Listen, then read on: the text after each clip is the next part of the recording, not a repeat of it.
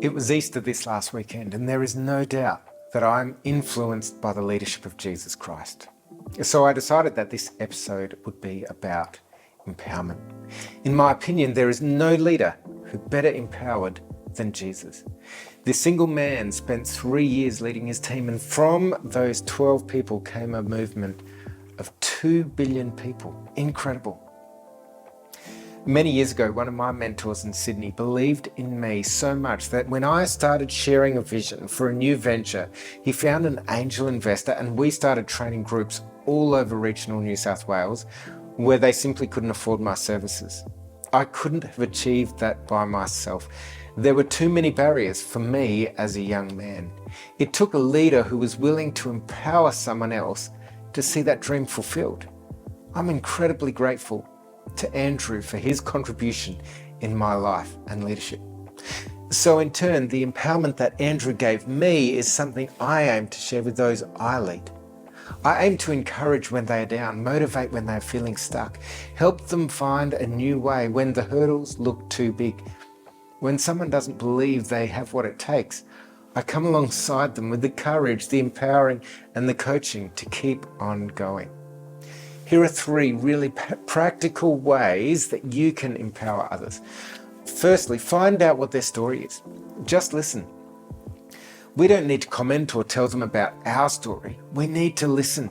When we truly listen in this way, we are communicating something really powerful. We are telling our team member we believe their story is important, that they are important, that we want them to succeed. This unsaid yet practiced valuing is worth more than 1,000 words. Secondly, encourage them in their hopes and dreams. Let's be honest, this is difficult as a leader because their hopes and dreams could mean that they leave our team.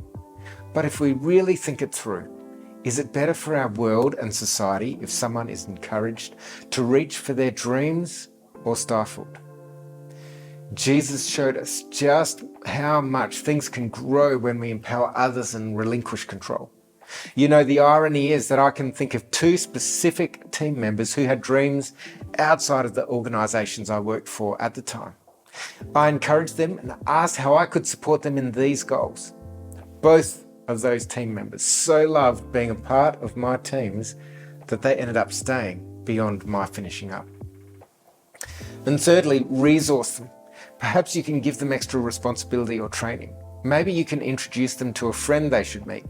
At the end of the day, when we as leaders use our power to resource others, we are writing the story that leadership is about using my position and power for the good of others. Believe me, that empowering belief you instill in others will come back to you when you need empowering. I encourage you in your journey to find the leaders who have empowered you and to thank them. So as we are thankful for what they have poured into our life, we will find ourselves wanting to empower others. You may be listening and thinking, I'm not sure if anyone has empowered me. I'm sorry if that's you, if that's your story. If this is you, I want to point you to the words of St. Paul. He says, I can do all things through him, through Jesus who strengthens me. You may feel like no one has championed you, but Jesus, the God of heaven and earth, wishes to strengthen you so that you can achieve more than you could hope or dream. He is the ultimate example of empowerment. If you are seeking empowerment, check out the words of Jesus. He took the down and outers and created a movement that is the most influential throughout the world today. May you be strengthened and empowered today.